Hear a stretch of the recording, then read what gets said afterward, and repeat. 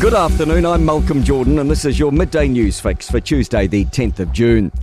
Compromised police officers, immigration officials and private sector employees could be allowing corruption at our borders. An independent advisory panel on transnational crime says New Zealand's susceptibility to organised crime has grown. It urges the government to create a central authority to manage threats. Group Chair Steve Simon says large-scale drug and illegal tobacco importations rely heavily on insiders. It is by far the vast majority of those cases. Organised crime could not work in New Zealand without the benefit of corrupt insiders. Fallout from the cost of living crisis with record high KiwiSaver hardship withdrawals. Inland revenue figures show more than 44,000 people withdrew money in the 10 months from last July to this April. For the entire past financial year, about 32,000 withdrew for hardship. Public Trust General Corporate Trustee Services Manager David Callanan told Herald Now unemployment is at its highest since the middle of COVID. The mortgage arrears, we're seeing the highest levels in 8 years of people unable to pay their mortgages. The Education Minister says several factors are at play in making teaching an increasingly attractive career option. New figures released to Newstalk ZB show the teaching workforce increased 2.5% last year. That's the largest annual increase since records began back in 2009. Erica Stanford told Mike Hosking the government's doing several things to attract and retain teachers. All of the incredible resources, all of this amazing world-leading professional learning and development, on-site training programs, we're paying teacher fees. There's a number of things.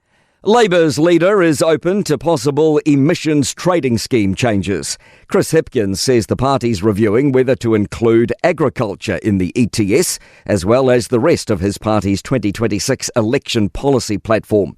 He says he'll be listening to farmers at this week's field days at Hamilton's Mystery Creek.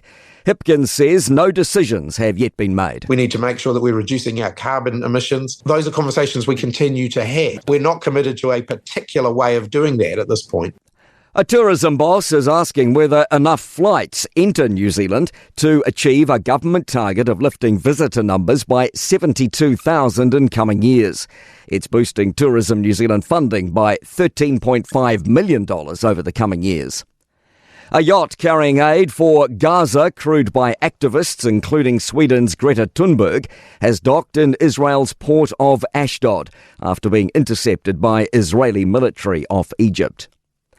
Acclaimed British thriller writer Frederick Forsyth has died, aged 86. The former journalist and pilot wrote more than 25 books, selling 75 million copies worldwide.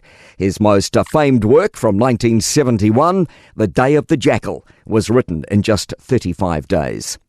To sport, James O'Connor's Crusaders tenure looks over after this Super Rugby season. He's reportedly signed with Leicester. Daniel Vettori headlines the latest additions to the International Cricket Council Hall of Fame after an induction ceremony at London's Abbey Road studios. Brentford football manager Thomas Frank has emerged as the leading contender to replace Ange Postecoglou at Tottenham. And the perils of the Oakmount course rough are dawning on players arriving for golf's US Open, especially after the region's wettest spring on record. I'm Malcolm Jordan. That's your latest news fix. We'll be back with the next update at 5 p.m. from the Newstalk ZB newsroom.